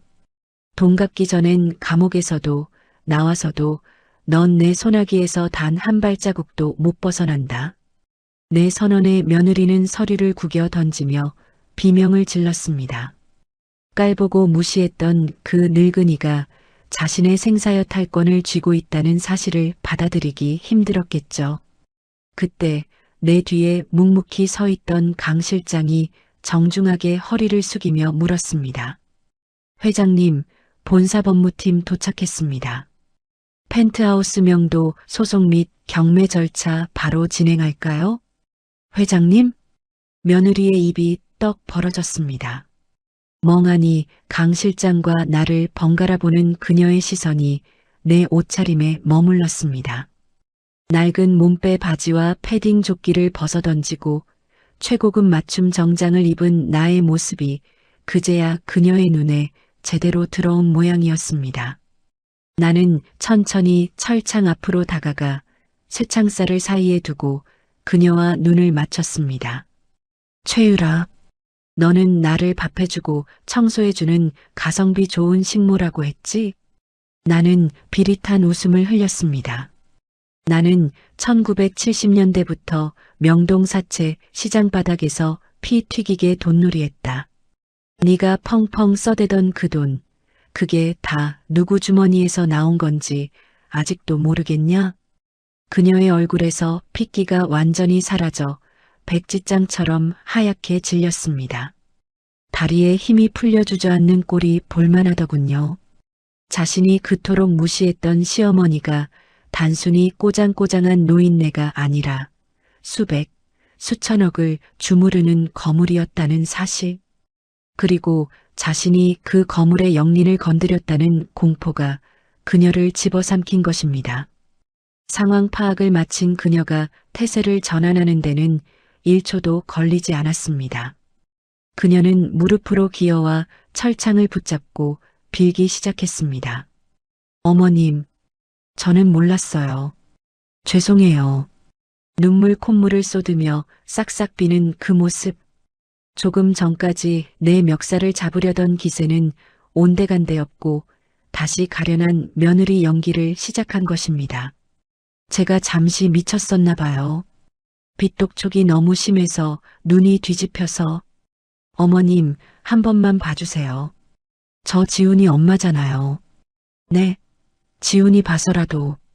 구역질이 치밀어 올랐습니다. 끝까지 아이를 팔아먹으려는 저 뻔뻔함. 나는 차갑게 일갈했습니다.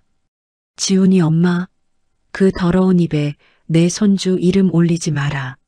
나는 지팡이로 바닥을 쿵 내려찍으며 단호하게 선언했습니다.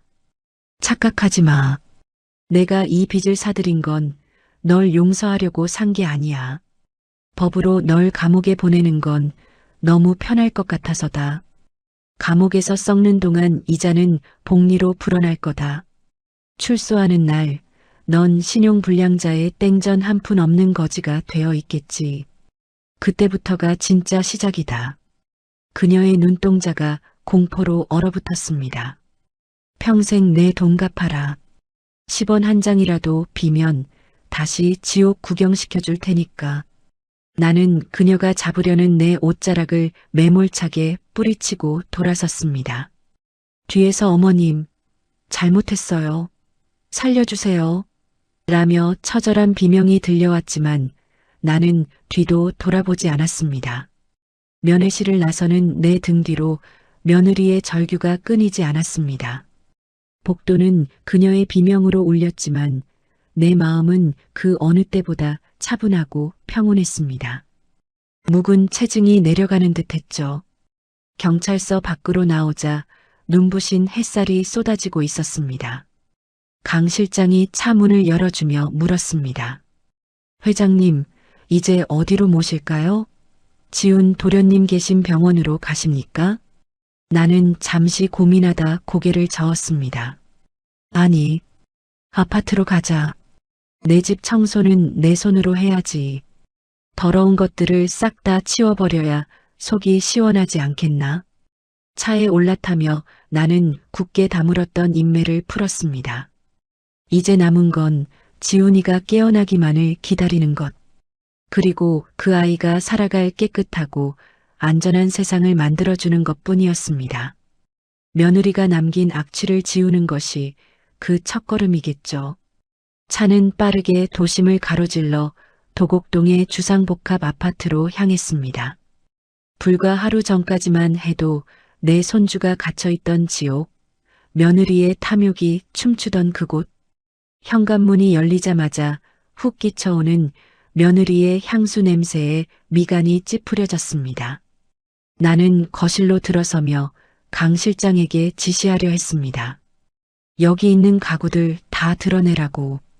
하지만 거실에 들어선 순간 나는 예상치 못한 광경에 발걸음을 멈추고 말았습니다. 텅 비어 있어야 할 거실 소파에 누군가가 앉아 나를 기다리고 있었기 때문입니다. 어둠 속에 홀로 앉아 있는 남자의 어깨는 축 처져 있었고 고개는 바닥을 향해 푹 꺾여 있었습니다. 인기척을 느꼈는지 그가 천천히 고개를 들었습니다. 엄마, 내 아들 박진수였습니다. 불과 하루 전까지만 해도 말끔한 슈트 차림에 성공한 사업가였던 아들의 모습은 온데간데 없었습니다. 헝클어진 머리, 붉게 충혈된 눈, 그리고 며칠은 늙어버린 듯한 푸석한 얼굴. 그는 마치 영혼이 빠져나간 껍데기처럼 보였습니다. 그의 손에는 무언가가 들려 있었습니다. 지훈이가 입고 있던 그 두꺼운 기모 터틀넥이었습니다. 나는 강 실장을 눈짓으로 물러가게 하고 천천히 거실로 들어섰습니다. 아들은 나를 보자마자 소파에서 미끄러지듯 내려와 바닥에 무릎을 꿇었습니다. 엄마, 제가 죽일 놈입니다. 아들의 목소리는 갈라져 쇳소리가 났습니다. 그는 바닥에 이마를 찌으며 오열하기 시작했습니다. 쿵, 쿵. 대리석 바닥에 머리를 박는 소리가 거실에 울려 퍼졌지만 나는 그를 말리지 않았습니다. 지금 그가 흘리는 눈물은 동정받을 자격이 없었으니까요. 나는 차가운 눈으로 아들을 내려다보며 거실 한편에 놓인 며느리의 명품 쇼핑백들을 지팡이로 가리켰습니다. 보이냐? 네가 뼈 빠지게 일해서 번 돈이 다 저런 쓰레기들로 바뀌는 동안 내 새끼는 굶고 맞으면서 죽어가고 있었다. 너는 일하느라 바빴다. 믿었다는 핑계를 대고 싶겠지. 하지만 그건 핑계가 아니라 방임이다. 내 무관심이 전연의 폭력을 키운 자양분이 된 거야. 알겠냐? 내 서슬퍼런 꾸짖음에 아들은 고개를 들지 못했습니다. 그저 바닥에 엎드린 채 죄인처럼 어깨를 들썩일 뿐이었죠. 그는 자신이 사랑한다고 믿었던 아내가, 그리고 자신이 지켜주지 못했던 아들이 겪은 지옥을 이 집 곳곳에서 확인했을 것입니다.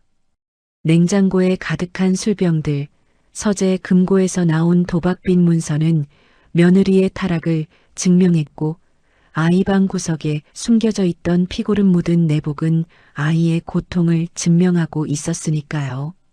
나는 한참을 그렇게 아들의 통곡 소리를 듣고 서 있었습니다. 가슴 한구석이 욱신거렸지만 어미로서 지금은 그를 안아줄 때가 아니었습니다.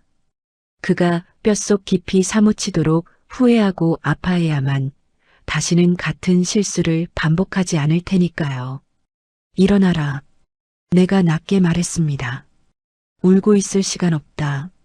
네가 진짜 아비라면 지금 당장 가서 지훈이한테 빌어라. 나한테 빌 게 아니라 내 아들한테 가서 무릎 꿇고 빌란 말이다. 아들은 비틀거리며 몸을 일으켰습니다. 눈물 범벅이 된 얼굴로 고개를 끄덕이는 그의 모습이 처량하기 그지없었습니다. 우리는 말없이 집을 나섰습니다. 현관을 나서기 전 나는 강 실장에게 전화를 걸어 이 집을 싹 다 처분할 것을 지시했습니다. 더러운 기억은 물건과 함께 사라져야 했습니다.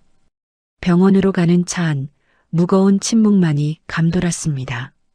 아들은 창밖을 보며 연신 마른 세수를 해댔고 나는 그런 아들을 곁눈질로 지켜보았습니다. 해외 지사로 떠날 때만 해도 자신감 넘치던 아들이 이제는 죄책감에 짓눌려 작아진 모습을 보니 만감이 교차했습니다. 병원에 도착해 병실 문을 열었을 때 지훈이는 여전히 잠들어 있었습니다. 링거 바늘이 꽂힌 가느다란 손등, 창백하다 못해 투명해 보이는 얼굴. 아들은 병실 문턱을 넘지도 못한 채 그 자리에 얼어붙고 말았습니다. 영상 통화로 보던 건강한 아들이 아닌 죽음의 문턱을 갔다 온 피해자의 모습이 눈앞에 있었으니까요. 들어가라. 가서 손이라도 잡아줘. 내가 등을 떠밀자 아들은 그제야 조심스럽게 침대 곁으로 다가갔습니다. 그는 떨리는 손을 뻗어 아이의 볼을 만지려다 차마 닿지 못하고 손을 거두었습니다. 자신의 손길조차 아이에게 상처가 될까 두려운 듯했죠. 그때 인기척을 느꼈는지 지훈이가 천천히 눈을 떴습니다. 몽롱한 눈동자가 천장을 향하다가 이내 곁에 서 있는 아빠를 발견했습니다. 아빠. 지훈이의 목소리는 모기 소리처럼 작았습니다. 아들의 눈에서 참았던 눈물이 뚝뚝 떨어져 아이의 이불을 적셨습니다. 그래. 지훈아. 아빠야. 아빠 왔어. 아들이 목매인 소리로 대답하며 아이의 손을 잡으려 했습니다. 그런데 그 순간 내 가슴을 찢어놓는 일이 벌어졌습니다. 아빠가 손을 뻗자 지훈이가 반사적으로 몸을 움츠리며 양팔로 머리를 감싸쥔 것입니다. 잘못했어요. 행복하다고 말할게요. 때리지 마세요. 아이는 아빠를 보고 반가워한 것이 아니라 또다시 연기를 강요당하고 매를 맞을까봐 공포에 질린 것이었습니다. 며느리가 심어놓은 학대의 트라우마는 아이의 무의식 깊은 곳까지 뿌리박혀 있었습니다. 그 모습을 본 아들은 억장이 무너지는 듯 했습니다. 그는 침대 옆 바닥에 털썩 주저앉아 아이의 손을 잡고 오열했습니다. 아니야, 지훈아. 아빠가 잘못했어. 아빠가 미안해. 널 혼자 둬서 미안해.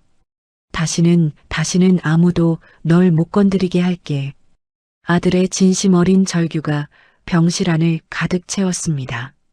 지훈이는 그제야 머리를 감싸 쥐던 손을 풀고 눈물 범벅이 된 아빠의 얼굴을 가만히 바라보았습니다. 아이의 눈에도 그렁그렁 눈물이 차올랐습니다.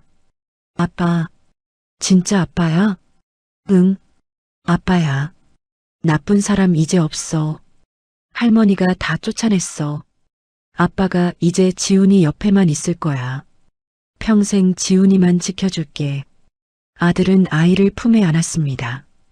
부서질까 조심스럽게 하지만 놓치지 않겠다는 듯 단단하게. 지훈이도 조심스럽게 아빠의 등에 고사리 같은 손을 올렸습니다. 그리고 참았던 울음을 터뜨렸습니다. 아빠, 무서웠어. 엄마가 밥 안 주고 꼬집었어. 나 아팠어. 그동안 참아왔던 서러움과 공포가 아빠의 품에서 복물 터지듯 쏟아져 나왔습니다. 부자가 서로를 끌어안고 우는 모습을 보며 나도 결국 참았던 눈물을 훔치고 말았습니다. 한참을 그렇게 울던 아들이 나를 돌아보았습니다. 그의 눈빛은 아까와는 달라져 있었습니다.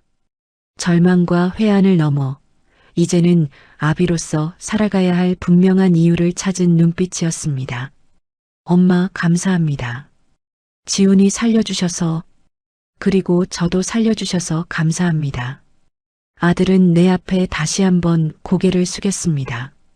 엄마, 내가 미친놈이에요. 어떻게 내 새끼가 저 모양이 될 때까지 지훈이랑 엄마 눈에 눈물 나는 일 다시는 없게 할게요. 죄송해요. 나는 다가가 아들의 어깨를 두드려 주었습니다. 그래, 그거면 됐다. 이제 돌아왔으니 됐다.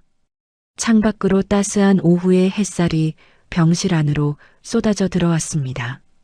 긴 악몽이 끝나고 비로소 진짜 아침이 밝아오고 있었습니다.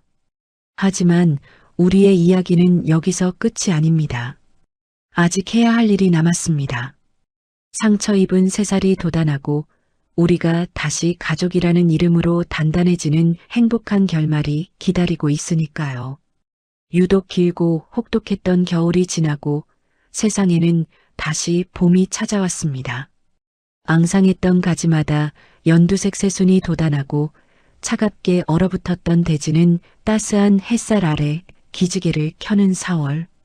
우리 가족에게도 비로소 얼음이 녹고 꽃이 피는 진짜 계절이 돌아왔습니다. 나는 모든 사건이 정리되자마자 도곡동 아파트를 미련 없이 처분했습니다. 그 차가운 대리석 바닥, 아이의 비명이 스며든 벽지, 며느리의 가식적인 웃음이 묻어있는 화려한 샹들리에 그 모든 것은 아이에게 여전히 감옥 같은 기억으로 남아있을 테니까요. 아무리 비싼 집이라 한들 사람의 온기가 없는 곳은 집이 아니라 화려한 무덤일 뿐이었습니다. 대신 우리는 성북동의 햇볕 잘 드는 2층 주택으로 이사했습니다. 흙을 밟을 수 있는 마당이 있고 담장 너머로 노란 개나리가 흐드러지게 피는 그런 따뜻한 집으로 말입니다. 이 따스한 오후 마당 벤치에 앉아 홍차를 마시는 내 눈앞으로 그림 같은 풍경이 펼쳐졌습니다. 할머니, 저기 봐요. 호랑나비예요. 제가 잡을래요. 오냐, 그래. 너무 빨리 뛰지 마라. 넘어질라. 마당을 강아지처럼 뛰어다니는 지훈이의 모습은 불과 3개월 전과는 완전히 달라져 있었습니다. 며느리가 멍 자국을 가리기 위해 입혔던 그 답답하고 두꺼운 기모 옷 대신 가벼운 면, 티셔츠와 반바지를 입은 아이.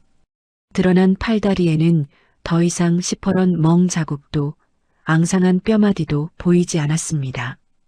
제 아비가 온갖 좋은 식재료를 공수해 먹이고 입힌 덕분에 볼에는 통통하게 살이 올랐고 햇볕에 그을린 피부에는 건강한 윤기가 자르르 흘렀습니다. 무엇보다 가장 큰 변화는 아이의 눈빛이었습니다. 언제나 어른들의 눈치를 살피며 주눅 들어있던 그 겁먹은 눈망울은 사라지고 장난기 가득한 생기가 그 자리를 채우고 있었습니다. 넘어져도 울지 않고 툭툭 털고 일어나는 아이를 보며 나는 가슴 한구석이 벅차오름을 느꼈습니다. 그래, 이게 사는 거지. 이게 사람 사는 집이지. 나는 찻잔을 내려놓으며 흐뭇한 미소를 지었습니다. 그때 부엌과 연결된 테라스 쪽에서 고소한 냄새와 함께 우당탕거리는 소란스러운 소리가 들려왔습니다. 불이 왜 이렇게 세지? 야, 이거 탄다. 타. 아빠, 고기 다 타잖아요. 뒤집어야지. 앞치마를 두른 아들 녀석이 허둥지둥 바비큐 그릴과 씨름을 하고 있었습니다. 해외 지사를 정리하고 귀국한 아들은 회사 경영 일선에서 물러나 전문 경영인에게 자리를 맡겼습니다. 그리고 자신은 안식년을 가지며 온전히 지훈이의 아빠로 살기로 결심했죠. 평생 짜파게티 하나 제대로 못 끓여서 물 조절에 실패하던 녀석이 이제는 인터넷 요리 카페에 가입해 지훈파파라는 닉네임으로 활동하며 아이 반찬 레시피를 뒤적거리는 꼴이라니. 지난주에는 김밥을 싼답시고 옆구리를 다 터트려 놓더니 오늘은 기어코 숯불 바비큐에 도전한 모양이었습니다. 땀을 뻘뻘 흘리며 고기를 굽는 아들의 뒷모습을 보며 나는 묘한 격세지감을 느꼈습니다. 5년 전 아내를 잃은 슬픔을 핑계로 도망치듯 해외로 떠났던 그 무책임했던 남자는 이제 없습니다. 비록 서툴고 어설프지만 그는 이제야 비로소 진짜 아버지가 되어가고 있었습니다. 상처받은 아이의 마음을 여는 열쇠는 돈이나 선물이 아니라 함께 밥을 먹고 살을 부비는 시간이라는 것을 그도 깨달은 것이겠죠. 평화로운 오후 대문 초인종 소리가 울렸습니다. 내 신복 강 실장이었습니다. 그는 정중하게 인사를 하고 내게 두툼한 서류 봉투 하나를 건넸습니다. 봉투 겉면에는 판결문이라는 검은 글자가 적혀 있었습니다. 회장님, 최유라와 김태식에 대한 1심 선고 결과입니다. 나는 벤치에 앉아 천천히 봉투를 열어보았습니다. 예상했던 대로, 아니, 그보다 더 처참하고 통쾌한 결과들이 빼곡히 적혀 있었습니다.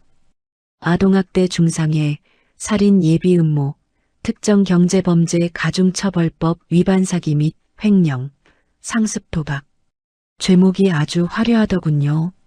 며느리, 아니, 죄수번호 3052번 최유라는 징역 12년을 선고받았습니다. 내연남 김태식 역시 공범으로 징역 10년.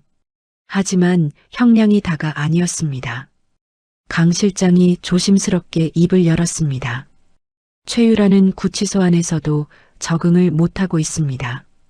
자신이 인플루언서였다며 대우해달라고 난동을 피우다가 교도관들에게 찍혔고 같은 방 수감자들에게는 아동 학대범이라고 소문이 나서 집단 따돌림을 당하고 있답니다. 영치금 한 푼 들어오지 않으니 생필품도 못 사서 다른 수감자들 빨래를 대신 해주거나 설거지를 하며 비참하게 버티고 있다고 합니다. 나는 혀를 찼습니다.